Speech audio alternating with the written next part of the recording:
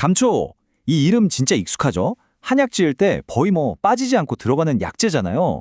그런데 이토록 친숙한 감초에 우리가 전혀 몰랐던 두 개의 얼굴이 숨겨져 있다면 어떨까요?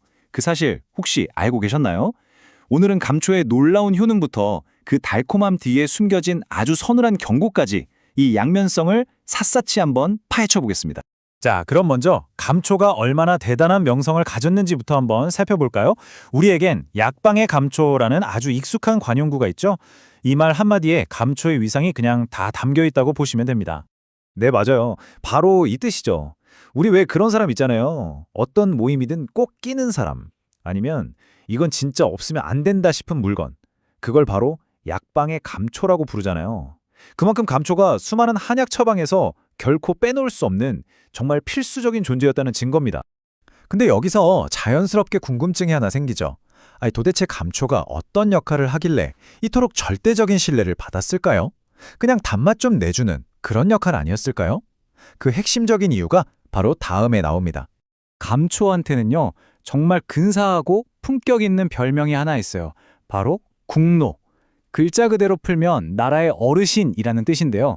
와, 이 칭호 안에 감초의 모든 역할이 다 압축되어 있다고 보시면 돼요.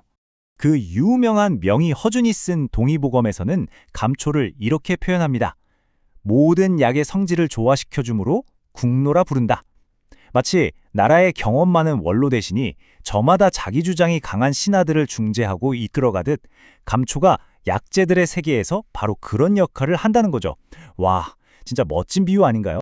이 나라의 어르신이 하는 핵심적인 임무는 크게 두 가지입니다. 첫 번째는 조화. 성질이 너무 차갑거나 뜨거운 약재, 혹은 서로 부딪힐 수 있는 약재들을 부드럽게 어우러지게 만들어서 약효를 극대화하는 거죠. 그리고 두 번째는 해독. 효능이 강력한 만큼 독성을 가질 수 있는 다른 약재들의 날카로운 부분을 중화시켜서 우리 몸을 보호하는 겁니다. 그야말로 약재 오케스트라의 명지휘자이면서 동시에 든든한 수호천사 역할을 하는 셈이죠. 하지만 여러분, 감초를 단순히 다른 약을 돕는 조연으로만 생각하면 이건 진짜 큰 오산입니다. 감초 그 자체만으로도 아주 강력한 완전 주연급 효능을 발휘하거든요. 자, 지금부터가 정말 놀라운 부분입니다. 우선 감초는 체내에 쌓인 중금속이나 니코틴, 알코올 같은 유해 독소를 풀어주는 능력이 정말 탁월합니다. 또 과민해진 면역 체계를 안정시켜서 류머티즘 같은 자가 면역 질환에 응용되기도 하고요. 우리 피곤하면 입안 헐거나 위염, 위궤양으로 고생할 때 있잖아요. 그때도 뛰어난 항궤양 효과를 보입니다. 심지어 다른 약물 때문에 손상될 수 있는 간이랑 신장을 보호하는 역할까지 한다니까요. 여기서 더 흥미로운 점은요. 이걸 어떻게 사용하느냐에 따라서 그 효과가 미묘하게 달라진다는 겁니다. 그냥 말린 생감초는 염증을 가라앉히는 소염 효과가 더 강하고요. 반면에 꿀이랑 같이 볶거나 구운 자감초는 소화 기능을 도와주고 몸을 따뜻하게 하는데 더 효과가 좋다는 거죠. 목적에 맞게 조리법까지 달리했던 우리 조상들의 지혜가 엿보이는 대목입니다. 자, 여기까지 들으면 감초는 그야말로 신이 내린 약초처럼 보입니다. 하지만 동전에도 양면이 있듯이 이 달콤한 약재에도 우리가 반드시 알아야 할 또 다른 얼굴이 있습니다. 이제 그 이면을 마주할 시간입니다. 지금부터는 감초를 드실 때 반드시 기억해야 할 중요한 주의사항들입니다. 감초의 효능을 제대로 누리기 위해 꼭 필요한 정보니까 집중해서 잘 들어주세요. 이 숫자를 꼭 기억해 주세요. 6g. 전문가들이 권장하는 감초의 하루 섭취 상한선입니다. 안전을 위해서 하루에 이 양을 넘지 않는 것이 좋습니다. 감초의 두 얼굴, 그 비밀의 열쇠를 쥔 성분은 바로 글리시리진입니다. 설탕보다 50배나 더 단맛을 내는 이 성분이 감초 효능의 핵심이면서 동시에 과다 섭취했을 때 문제를 일으키는 원인이 되기도 하거든요. 글리시리진을 너무 많이 섭취하면 우리 몸에서는 위알도스테론 증이라는 연쇄 반응이 일어날 수가 있어요. 이걸 쉽게 말하면 먼저 혈액 속의 칼륨 수치가 뚝 떨어지고요. 반대로 나트륨 수치는 확 올라가게 되죠. 이 미네랄 불균형이 결국 혈압을 상승시키고 몸이 붓는 부종으로 이어질 수 있는 겁니다. 이게 바로 감초의 가장 대표적인 부작용이에요. 따라서 이런 분들은 감초 섭취에 특히 더 신중해야 합니다. 당연히 고혈압이나 심장질환이 있는 분들은 피하는 게 좋고요.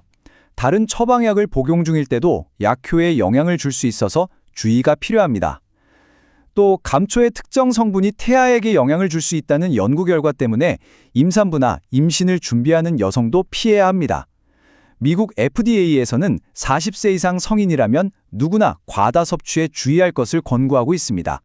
그렇다면 이렇게 매력적이면서도 까다로운 약재, 감초를 어떻게 하면 안전하고 현명하게 즐길 수 있을까요? 아주 간단한 방법들이 있습니다. 집에서 감초차를 즐기는 가장 안전한 방법입니다. 말린 감초 서너 조각, 그러니까 약 3에서 5g 정도를 물 500ml에 넣고 끓이기 시작하면요. 약한 불로 줄여서 20분 내외로만 우려내 주세요. 너무 오래 끓이면 오히려 쓴맛이 강해지니까 시간은 꼭 지켜주시고요. 마지막으로 핵심만 간단히 정리해 드릴게요. 감초차는 하루 한두 잔 정도가 적당합니다. 그리고 이걸 매일 물처럼 마시는 건 피하는 게 좋아요. 왜냐하면 그 글리시리진 성분이 몸에 축적될 수 있기 때문이죠. 필요할 때 며칠 정도 마시는 방식으로 활용하시고요. 대추나 생강과 함께 끓이면 맛의 궁합도 좋고 서로 시너지 효과를 내니까 꼭 한번 시도해 보세요. 오늘 감초의 두 얼굴을 통해 우리는 아주 중요한 사실 하나를 배울 수 있습니다. 바로 천연이라는 단어가 무조건 안전을 의미하지는 않는다는 것이죠. 우리가 건강을 위해 사용하는 모든 것들의 빛과 그림자를 제대로 이해하고 사용하는 지혜, 그것이야말로 오늘 우리가 감초에게서 배워야 할 가장 큰 교훈이 아닐까 생각합니다.